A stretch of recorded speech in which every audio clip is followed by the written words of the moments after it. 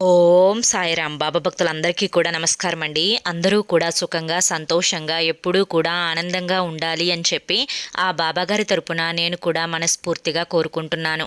ఈరోజు బాబాగారు అందించే సందేశం ఏంటి అంటే కనుక, తల్లి, కర్మ ఆపితే తప్ప నువ్వు ఇది చూడలేవు. అంటే ఏదన్నా కర్మ నీకు ఉంటేనే నువ్వు దీన్ని చూడకుండా వెళ్ళిపోతావు. కర్మ ఆపుతుంది నిన్ను చూడనివ్వకుండా.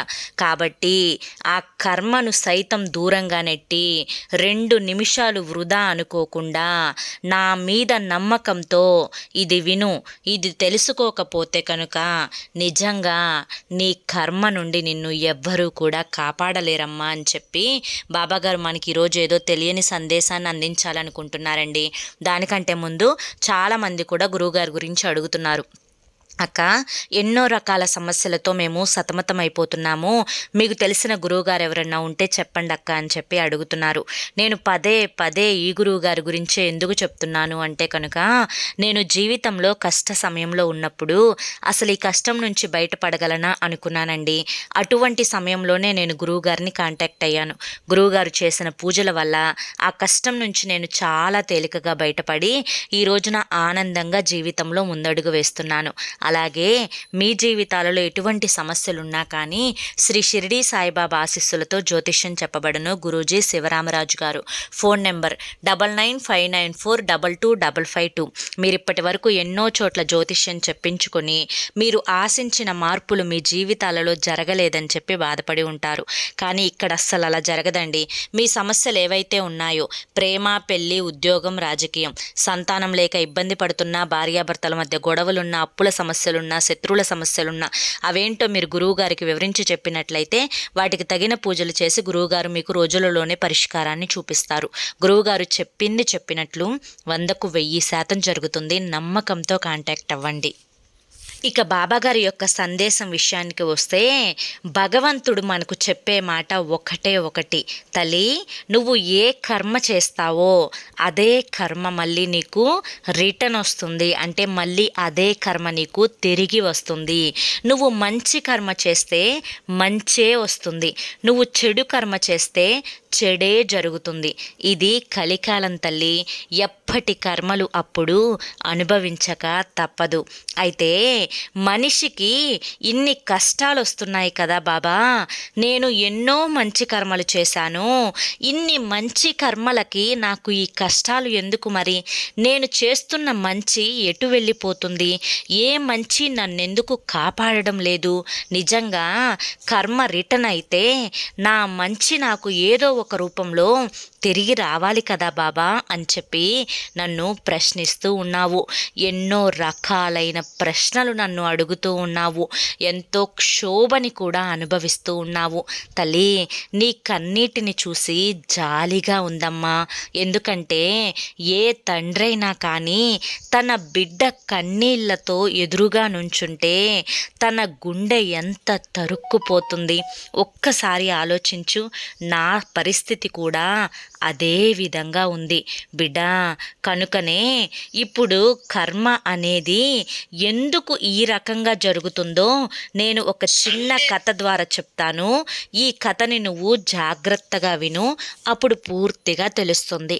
ఒక ఊరిలో ఒక పెద్ద రామాలయం ఉందంట.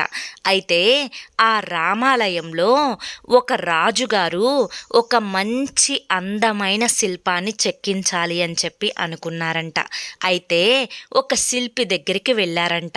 అయితే శిల్పి దగ్గరికి వెళ్ళి, రామాలయంలో నేను విగ్రహాన్ని ప్రతిష్ఠించాలి అనుకుంటున్నాను, ఆ విగ్రహం ఏ విధంగా ఉండాలి అంటే ఆ విగ్రహంలో జీవి ఉందా అన్నట్లుగా, అంటే నిజంగా రాముల వారు కళ్ళ ముందు వచ్చి నుంచున్నారా అన్నట్లుగా అంత నిజస్వరూపంగా ఉండాలి.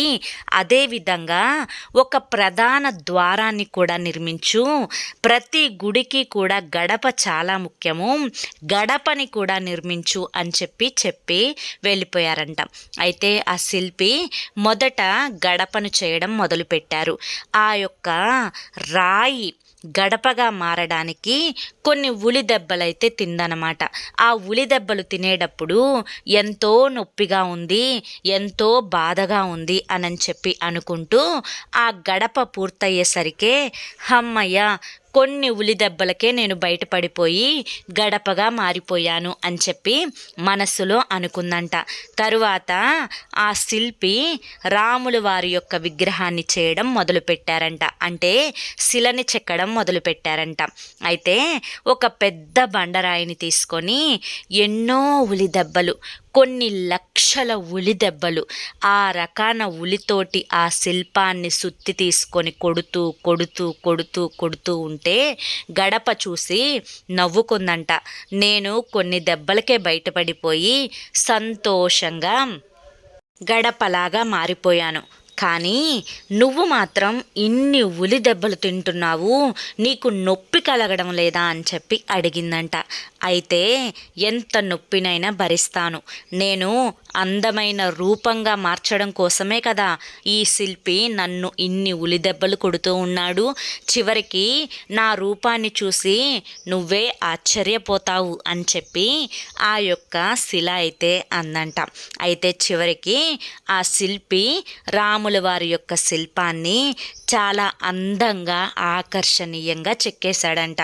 అయితే ఆ యొక్క రాజు వచ్చి ఆ శిల్పాన్ని చూసి చాలా అందంగా ఉంది, ఇక దీన్ని గుడిలో ప్రతిష్ఠించడమే తరువాత భాగం అని చెప్పి అని ఆ యొక్క శిల్పాన్ని తీసుకొని ఆ యొక్క గడపను తీసుకొని గుడికి వెళ్ళి శిల్పాన్ని ఆ యొక్క స్థానంలో ఉంచారంట. అంటే రాముల వారి యొక్క విగ్రహాన్ని ఆ యొక్క విగ్రహం పెట్టే స్థానంలో ఉంచారంట. గడపని ఆ యొక్క ప్రధాన గుమ్మ ద్వారం అంటే ప్రధాన ద్వారం దగ్గర పెట్టారంట. వచ్చిన ప్రతి భక్తుడు కూడా గడపని తన కాళ్ళతో తొక్కుకుంటూ శిల్పం దగ్గరికి వెళ్ళి 2 చేతులెక్కి మొక్కుతున్నారంట. ఇలా వస్తూ జనం, ఇక ఆ జనానికి అంతు లేదు, ఇసుకేస్తే రాలనంత జనం ఆ యొక్క గుడికి రావడం మొదలుపెట్టారంట. ఎందుకంటే ఆ శ్రీరాముల వారు భక్తుల యొక్క కష్టాలను తీర్చడం మొదలుపెట్టారు కాబట్టి. ఈ విధంగా వస్తూ వస్తూ ఉంటే ఒకరోజు రాత్రిపూట గడప శిల్పాన్ని అడిగిందంట. అంటే రాముల వారి యొక్క విగ్రహాన్ని అడిగిందంట. సరే కానీ నేను గడపగా మారడానికి కొన్ని శిల దెబ్బలే తిన్నాను, వచ్చిన జనం అందరూ కూడా అంతకంటే నొప్పి పుట్టేటట్లుగా వారి యొక్క పాదాలతో నన్ను తొక్కుకుంటూ తొక్కుకుంటూ తొక్కుకుంటూ వచ్చి నీ దగ్గరికి వచ్చేమో నమస్కరిస్తున్నారు, నాకేంటి ఈ కర్మ, ఈ పాదాల తాకిడికి చాలా బాధగా ఉంది అని చెప్పి అడిగిందంట ఆ శిల్పాన్ని. నాకెందుకు ఇంత కర్మ అని చెప్పి. అయితే ఆ రాముల వారి యొక్క విగ్రహం అంటే మనం ఇప్పుడు శిల అని చెప్పి చెప్పుకోవాలి ఇక్కడ. ఆ శిల ఏం చెప్పింది అంటే కనుక, నువ్వు గడపగా మారడానికి కొన్ని ఉలి దెబ్బలకే కష్టపడిపోయాను, నాకు నొప్పి పుట్టిపోతుంది, నేను తప్పించుకున్నాను, హమ్మయ్య అని చెప్పి అనుకున్నావు. ఇప్పుడేమో ఈ పాదాల తాకిడికి వామ్మో అని బెంబేలెత్తిపోతున్నావు. కానీ నేను మొదటనే ఎన్నో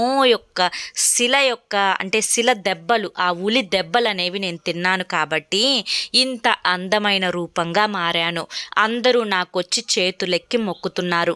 అక్కడితో నా కష్టం ఆగిపోయింది, అయిపోయింది నా కష్టం అక్కడితోటి. పడినవన్నీ కూడా అక్కడే ఆ స్థానంలోనే పడిపోయాను. కాబట్టి ఎప్పుడైనా కానీ మనిషికి కష్టాలు వచ్చినప్పుడు ఆ కష్టాలు వచ్చినంత కాలమే కొంచెం బాధగా, మనిషికి భారంగా అనిపిస్తూ ఉంటుంది. కానీ కష్టాలన్నీ ఎప్పుడైతే వెళ్ళిపోతాయో ఆ మనిషి ఒక అందమైన శిల్పంలాగా మారతాడు. ఇక ఆ రోజుతో ఆ కష్టాలు ముగిసిపోయి ఆ మనిషి మొహంలో ఒక తేజస్సు ఏర్పడుతుంది. ఆ తేజస్సుకి కారణం ఏంటి అంటే కనుక, మళ్ళీ కష్టాలు రాకుండా ఉండాలి అంటే ఎలా తప్పించుకోవాలో ఆ మనిషి నేర్చుకుంటాడు. అంతేకాకుండా మనుషుల యొక్క మనస్తత్వాలు తెలుసుకుంటాడు. అంతేకాకుండా జీవితం అంటే ఏంటో పూర్తిగా అర్థం చేసుకుంటాడు. అంతేకాకుండా జీవితంలో ఎలా బ్రతికితే మళ్ళీ ఆ ఉలి దెబ్బలు తినకుండా ఉండాలో కూడా తెలుసుకుంటాడు. దేవుడు. ఇన్ని కష్టం అనేది నేర్పుతుంది. కాబట్టి ఈ కష్టం అనేది నిన్ను మెరుగుపరచడానికి వచ్చిందే తప్ప నిన్ను కుంగ తీయడానికి, నిన్ను పడేయటానికి వచ్చింది అని చెప్పి ఎప్పుడు కూడా అనుకోవద్దు బిడ్డా. ఎప్పుడైనా కానీ కష్టం అనేది మనిషికి తేజస్సుని నింపి వెళ్తుంది అని చెప్పి గుర్తుంచుకో. ఇప్పుడు పడుతున్న ఈ కష్టాన్ని చూసి భయపడవద్దు. రేపటి రోజున నీ జీవితంలో గొప్ప గొప్ప అదృష్టాలు ఎదురు చూస్తూ ఉన్నాయి. ఆ అదృష్టాలని ఆనందంగా స్వీకరించడానికి ఇప్పుడు పడుతున్న ఈ ఉలి దెబ్బలని సంతోషంగా ఆస్వాదించు తప్ప కన్నీటితో కాదు. అర్థమైంది కదా? ఇక ఈ కష్టాలు వెళ్ళిపోయే సమయం వచ్చేసింది.